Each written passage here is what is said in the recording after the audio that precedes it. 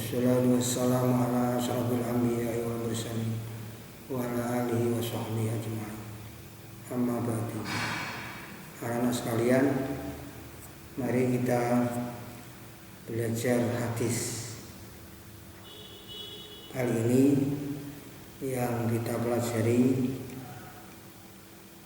hadis yang ke-11 dari Kitabul Haji.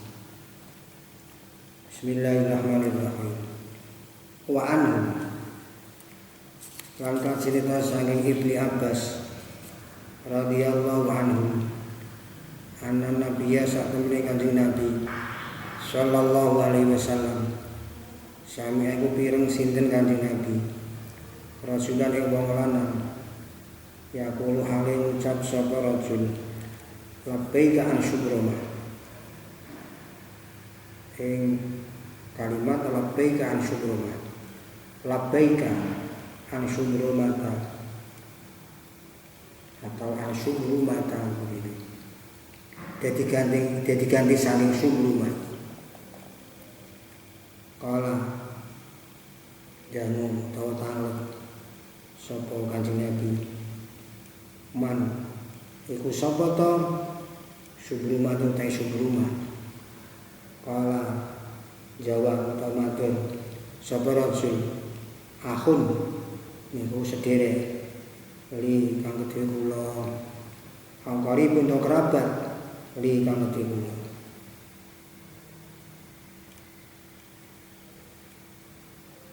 Jadi Rasulullah ketika melaksanakan haji mendengar orang lain yang nampaknya melaksanakan haji tapi ucapannya seperti ini, labbaika an syukroma. Terus karena Rasul paham, berarti orang ini tuh tidak haji untuk dirinya sendiri, tapi untuk orang lain itu syukroma. An itu kan faedahnya lil badan. Ini mau ganti. Maka Rasul terus bertanya, man syukroma? Syukroma itu siapa? Jawab orang tersebut,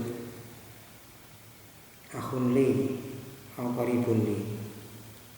Syukroma itu saudaraku wahai Rasul, atau kerabatku wahai Rasul. Begitu. Maka monggo ngendika sinten Kanjeng Nabi, hajasta apa ta wis haji sira anafsika sange awak ira. Ya kamu apa sudah haji? Kala matur sapa rajul la diri. Kala ngendika sinten Kanjeng Nabi, hujjah haji sira anafsika sange awak ira. Summa hujjah li haji sira an syukrumata saking syukrumah. Ketika ditanya Nabi, kamu sudah haji? Jawabnya, belum Rasul.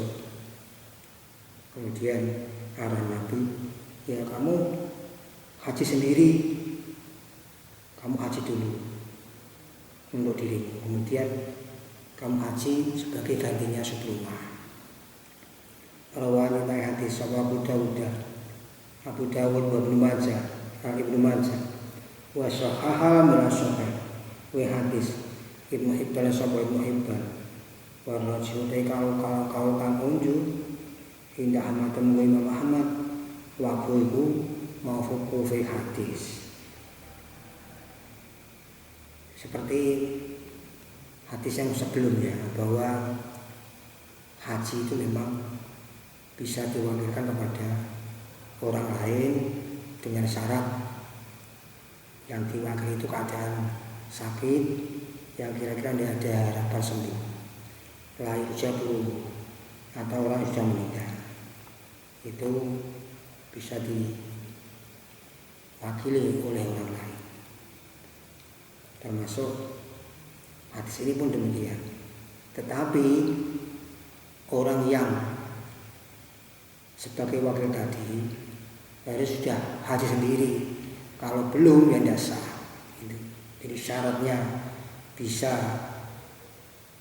menghajikan orang lain sebagai wakil hajinya orang lain, itu dirinya sendiri harus sudah haji. Kalau memaksakan diri dia haji sebagai wakil, hajinya tidak musfroh tapi jatuh untuk dirinya sendiri. Adapun yang diwakili ya tidak jadi musfroh jadinya. Nah, orang yang belum haji, ini tambah keterangan, itu namanya istilah fikih syarurah. Itu istilah syarurah. Syarurah itu orang yang belum melaksanakan haji. Orang yang tidak melaksanakan haji itu namanya syarurah, baik laki-laki maupun perempuan. Taknya itu tidak menunjukkan muannas, tapi tak tambahan lil mubalaghah. Jadi laki-laki maupun perempuan biasanya syarurah seperti itu. Jadi sekali lagi, syarurah itu orang yang tidak atau belum melaksanakan haji. Nah, mengapa orang seperti itu dinamakan syarurah? Ya karena makna aslinya syarurah dari syarah itu orang yang mengikat hartanya tidak untuk melaksanakan haji. Asli artinya seperti itu. Tapi pada akhirnya baik punya harta maupun tidak, kalau tidak haji namanya syarurah. Begitu pula orang yang mampu nikah, punya harta untuk nikah tapi tidak nikah, itu juga namanya syarurah. Karena dia mengikat hartanya tidak untuk memberi nafkah istri atau orang lain itu. Tapi yang populer syarurah itu dalam bab haji. Jadi syarurah tidak bisa melaksanakan hajinya orang lain, utamakan dirinya sendiri, begitu. Terus selanjutnya, wa anhu radhiyallahu anhu, wa anhu kan cerita saking Ibnu Abbas radhiyallahu anhu qala, ngendika sinten Ibnu Abbas, khatabana midatoni ing kita Rasulullah sallallahu alaihi wasallam. Faqala mongko ngendika sinten Rasulullah, innallaha pangandikan innallaha satan Allah. Kata apa itu majibake sinten Allah. Alaikum ing atase sira kabeh haji. Apa mau sebeneng al-aqra sabaqra Ibnu Habis panjati anak alane Habis. Faqala mongko matur sapa Aqra afiku li amin punapa to niku ing dalem saben-saben taun ya Rasulullah tu Rasulullah. Kala menjawab sing kanjeng Nabi, lamun Tuhan lamun jawab ingsun, lamun ngendika ingsun ing kulian lawasadat mau ini wajib apa haji saben-saben tahun. Al-haji dari haji marakan itu dilakoni kelawan saambanan. Wamba mengerti barang haji zada kang lumayan pomma wawa mangaiku lawimma kata wuriku haji sunnah. Rawa dengan hadis sepah hamsatu Imam limo Wira Tirmidzi salian Imam Tirmidzi wa asrulnya asal hadis di muslimin yang dalam hadis Muslim Sahih Muslim dan hadis Abu Hurairah saking hadis Abu Hurairah. Jadi insyaallah artinya jelas ini di haji itu seumur hidup hanya satu kali begitu.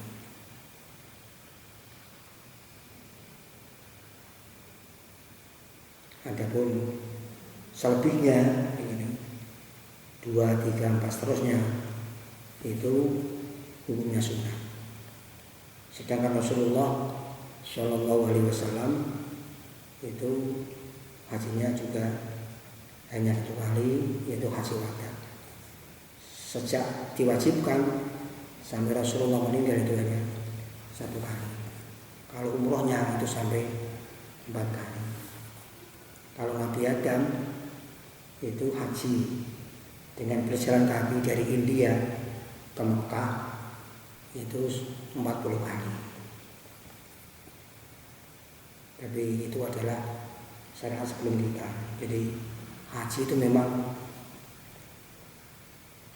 syariat umat-umat yang dulu, sejak Nabi Adam sampai sekarang. Cuma tata caranya saja yang berbeda. Bahkan ketika Nabi Adam haji itu, malaikat Jibril juga bilang, wahai Adam, sesungguhnya para malaikat sebelum kamu ini itu tawaf di Baitullah selama 7 tahun begitu.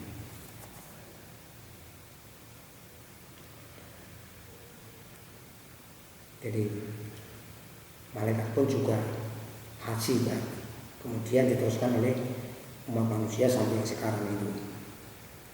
Adapun diwajibkannya haji kepada Rasulullah dan para umatnya itu ada yang mengatakan tahun yang ke-6 dari Hijriah dan seterusnya.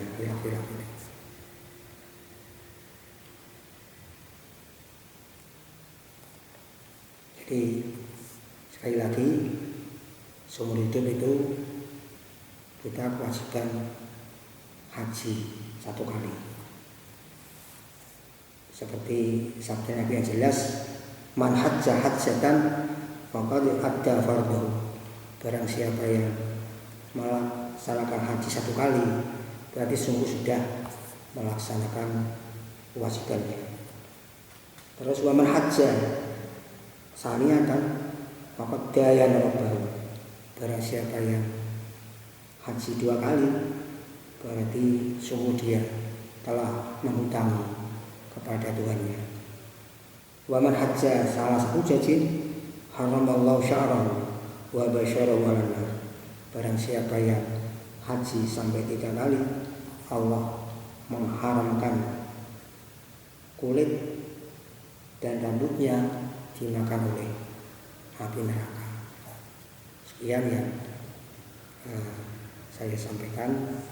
2 hadis tadi supaya kamu tulis, kamu pahami dulu dan kamu terjemah dengan bahasa Indonesia, selanjutnya setorkan kepada saya. Wallahu a'lam bishawab. Wassalamualaikum warahmatullahi wabarakatuh.